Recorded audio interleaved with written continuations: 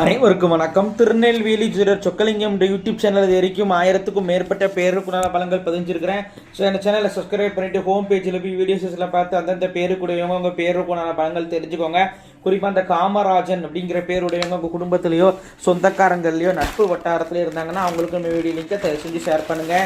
நிறைய நண்பர்கள் ஜோதிடத்தி மேல் பற்றுக்கொண்டு நிறைய இடங்களில் ஜோதிடம் படிச்சுமே ஒரு ஜாதகத்தை கையில் கொடுத்தா பலன் சொல்ல திணறக்கூடிய ஜோதிட நண்பர்களுக்கும் ஏற்கனவே சொடுத்த தொழிலாக பார்த்துக்கிட்டு இருக்கிற ஜோதிட நண்பர்களுக்கும் ஜோதிட பரிகார புத்தகங்கள் மக்கள் மத்தியில் நீங்கள் தைரியமாகவும் துல்லியமாகவும் பலன் சொல்ல உதவும்.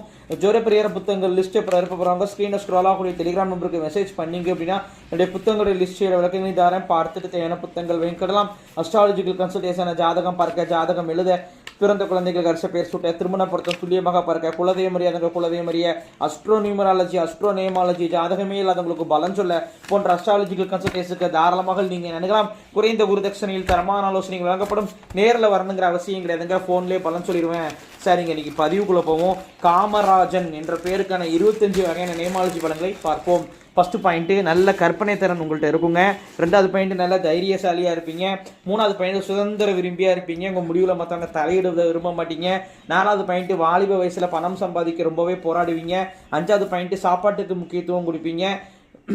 ஆறாவது பாயிண்ட், பூரிக தொட்டு மாறி இருப்பீங்க. ஏழாவது பாயிண்ட், தம்பி தங்கச்சியுடன் கருத்து வேறுபாடு உண்டு. எட்டாவது பாயிண்ட், எந்த ஒரு விஷயத்தையும் ஏன் எதுக்குன்னு ஆர்கியூமெண்ட் செய்யக்கூடிய குணம் உங்கள்கிட்ட உண்டுங்க. ஒன்பதாவது பாயிண்ட், யார்ட்டையா பணம் கொடுத்து ஏமாந்துருப்பீங்க, ரொம்ப கவனமாக இருக்கணும். பத்தாவது பாயிண்ட், கடன் பிரச்சனை உண்டு. 11வது பாயிண்ட், அலைச்சல் விரும்பியாக இருப்பீங்க. 12வது பாயிண்ட், சொந்த தொழில் நீங்கள் செய்யக்கூடாதுங்க, மீறி செஞ்சால் நஷ்டமாயிரும். 13வது பாயிண்ட், எந்த ஒரு விஷயத்தையும் ஸ்டெடி மைண்டுங்கிறது இருக்காதுங்க, நிலையான முடிவு உங்களால் எடுக்க முடியாது. 14வது பாயிண்ட், வாகன யோகம் உண்டு.